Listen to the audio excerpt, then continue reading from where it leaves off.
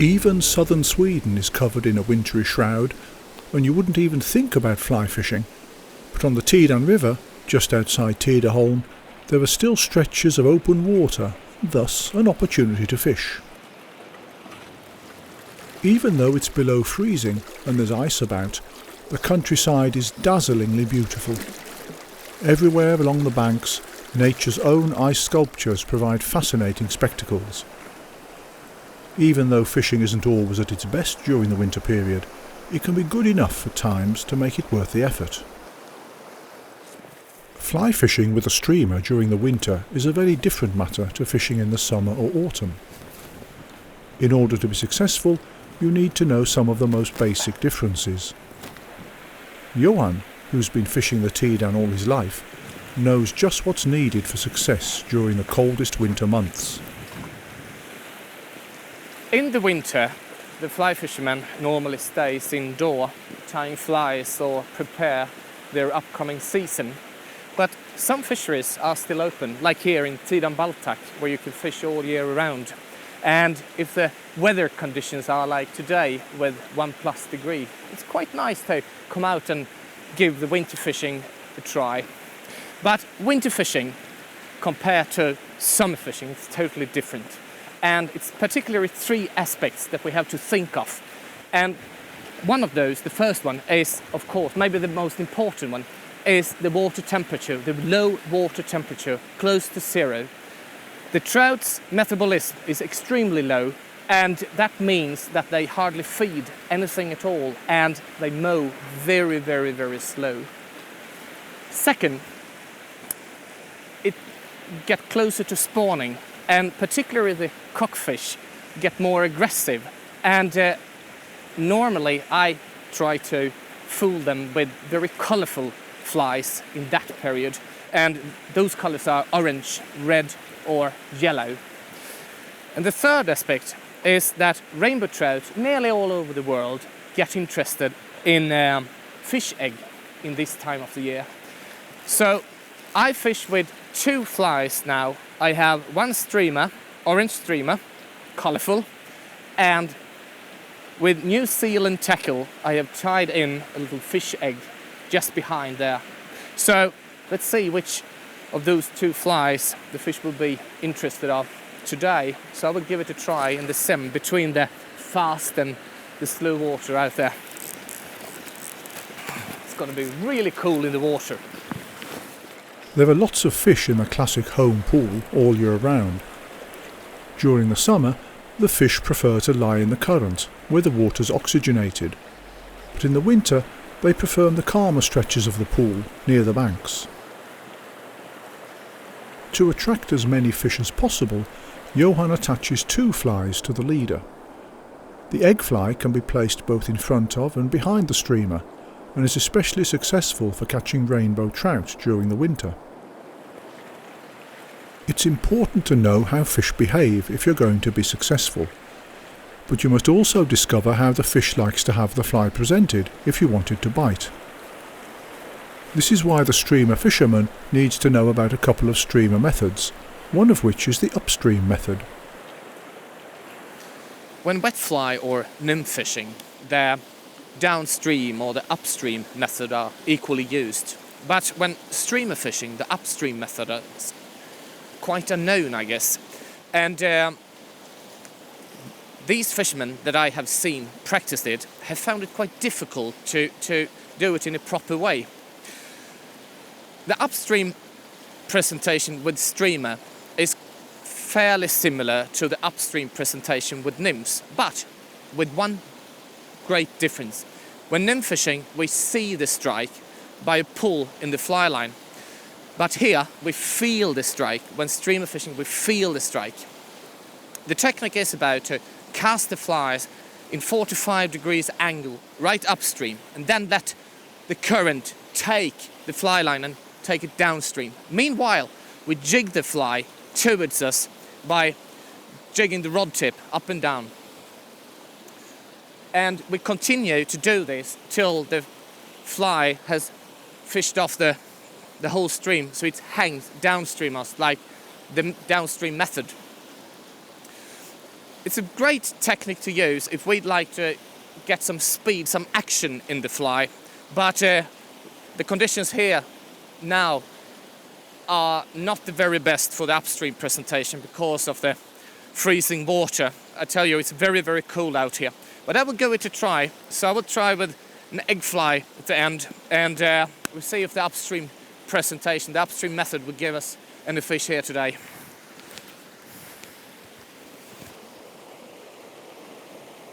Begin by casting the fly upstream at an angle of 45 degrees. When the fly lands on the surface, make a downstream mend so that the line is downstream of the fly. You'll have to mend the line a few times, otherwise the fly will start to drag, which means that the current takes the line and forces the fly away from the area you want to fish. When the fly has passed your position, let the drift continue until it stops straight downstream.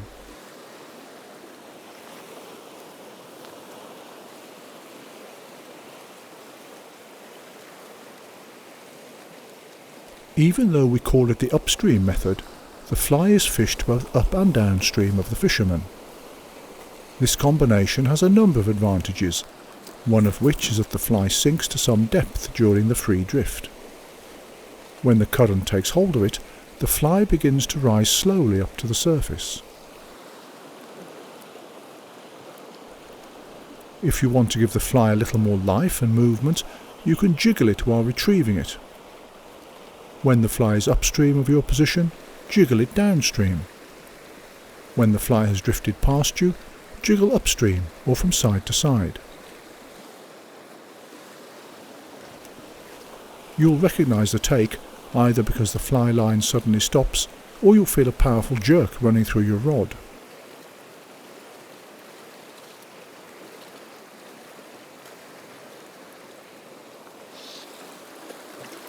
The upstream method, combined with jiggling the fly while retrieving, doesn't seem to be working today, perhaps because the flies are moving too quickly in the water. So Johan changes tactics and lets the streamer and egg fly imitation drift almost completely free with the current, in the nymph fishing way. But to make sure he feels a take, Johan steers the flies slowly downstream. When the flies pass by in front of Johan, he carries on retrieving them carefully, but now directly against the current instead.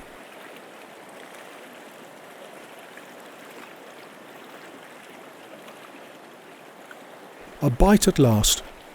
The fish took just as the fly had left the bottom and started slowly to make its way up to the surface. Ha! Oj, oj. Jag satt den. Even though the water temperature is almost freezing, the fish is surprisingly strong.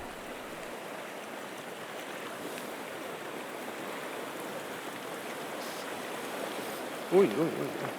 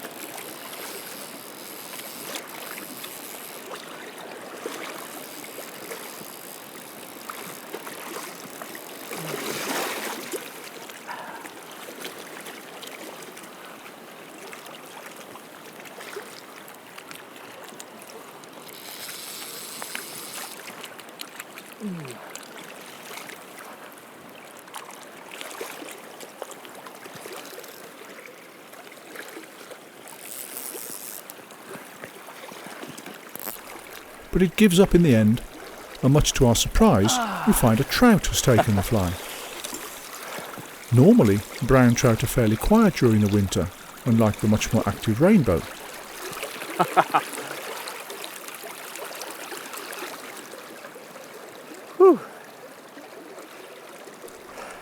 The upstream method clearly works even during winter, but will it be as successful even in more turbulent waters?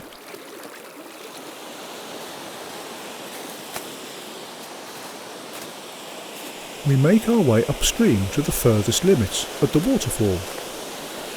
During the summer, there are always plenty of fish lying here, but the question is, will they still be there when the water is much colder? Johan doesn't want to frighten the fish near the bank, so he starts fishing the area from land. He places the fly upstream and starts to jiggle it home at a brisk pace, between the bottom and the surface.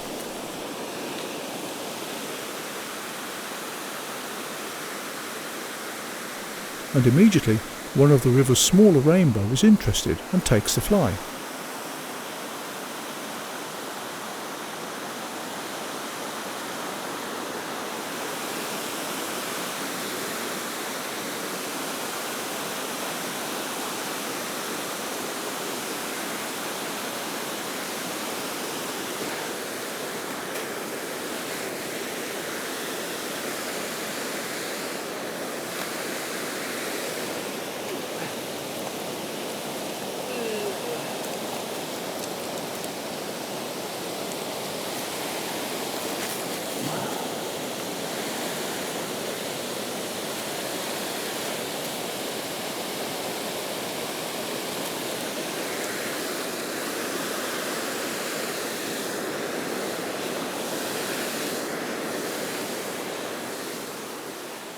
There are lots of very interesting lies to be fished in the pool just downstream from the falls.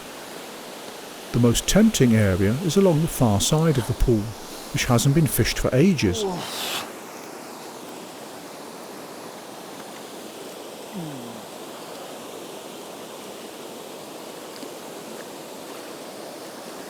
There's plenty of space along the Tidan River, so Johan uses a 10-foot rod. A long rod makes it easier to mend the line and guide the fly out into the current.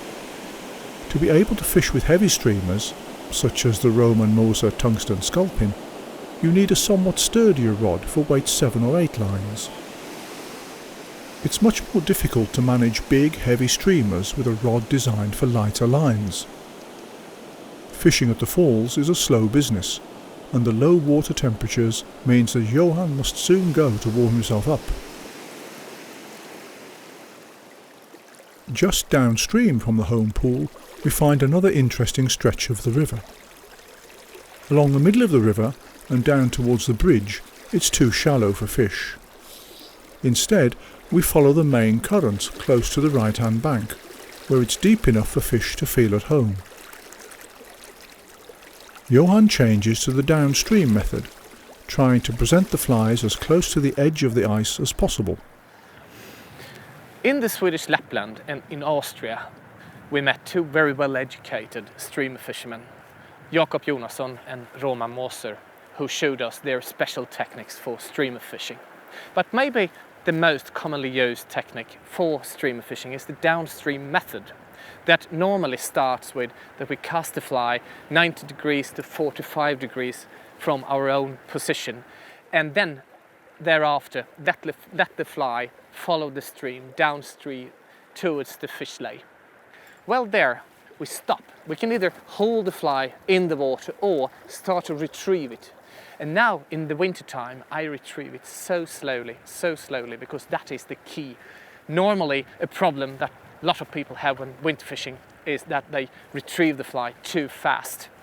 So a very slow figure of 8 retrieve like this.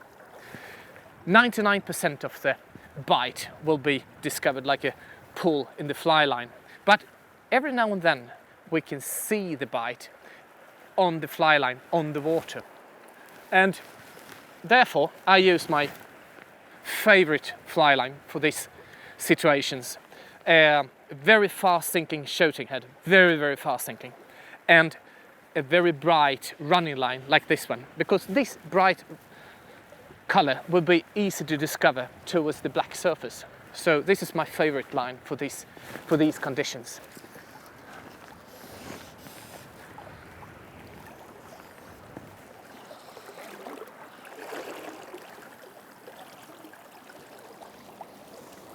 Start by casting the line diagonally downstream.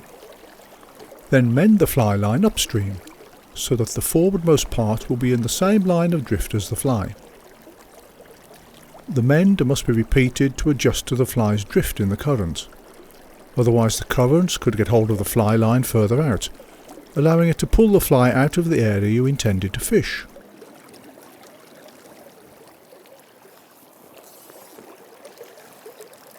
The downstream method lets you fish an area in different ways.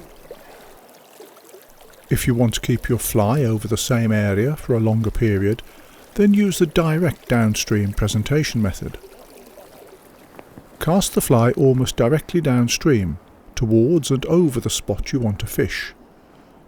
Then steer the line and the fly with the tip of the rod, so that they're always in line with the lie you want to fish. Retrieve the fly using either the hand twist or the normal method against the current. If you're fishing the deep channel, where the fish are lined up along the edge, then the direct downstream method is best. Cast the flies out along the edge of the ice and then retrieve them using an extremely slow hand twist. The fish use the ice as a protective shelter, so you have to present the flies as close to the edge of the ice as possible.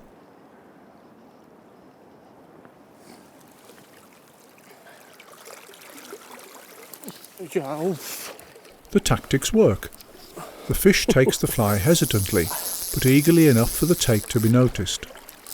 To strike, Johan pulls the line quickly with his hand instead of raising the rod. If you raise the rod and miss the fish, then the fly is pulled away from the interesting hotspot. During the fight, the trout tries to take cover under the ice. The tip of the leader is scraping worryingly against the sharp edge of the ice and can be cut off if we're unlucky.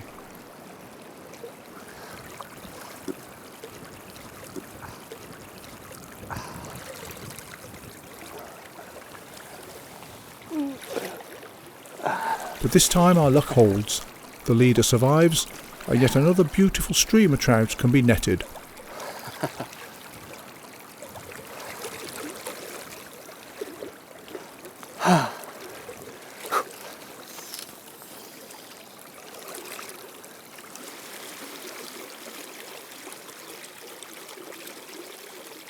As the trout seem to be in form today, Johan carries on fishing the edge of the ice. Who knows, there might be another trout willing to take the fly.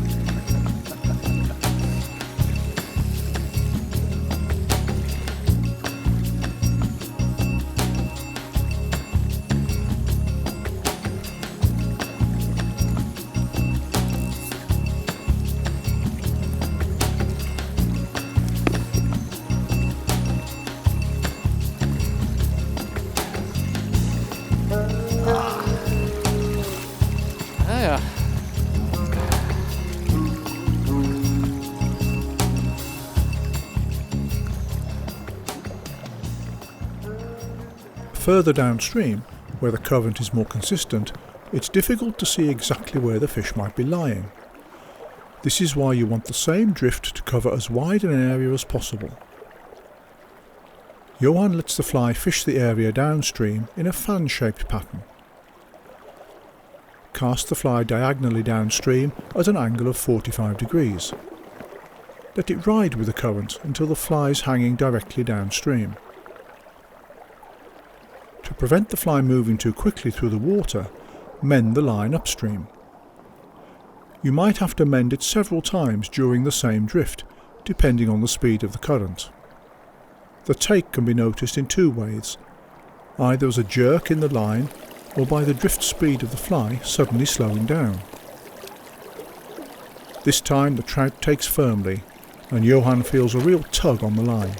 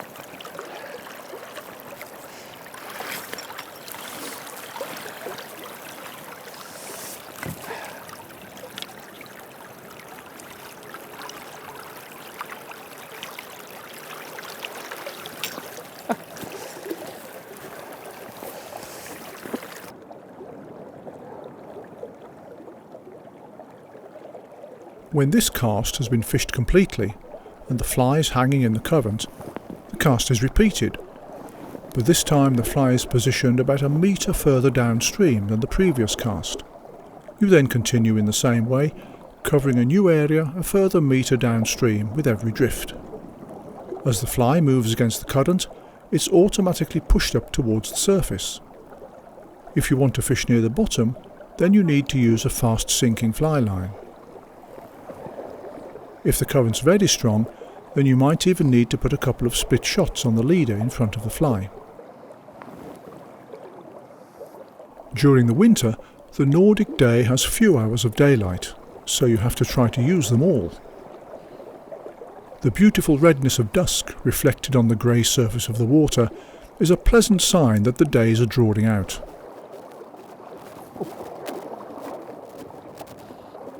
This next take feels much stronger than the previous ones. Has one of the river's larger fish woken up?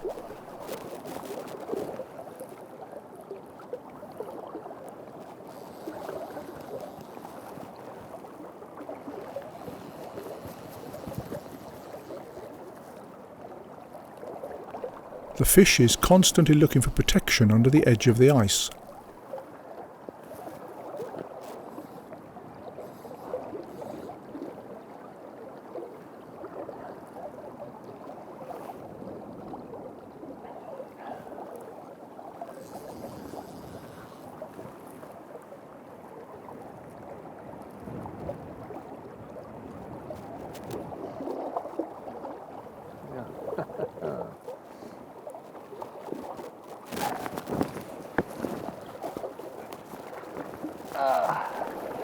It's a rainbow trout, a beautiful fish that's been lying in the river all winter. It's taken the egg fly, a type that's used in winter both in Europe and the USA, to fool the rainbow.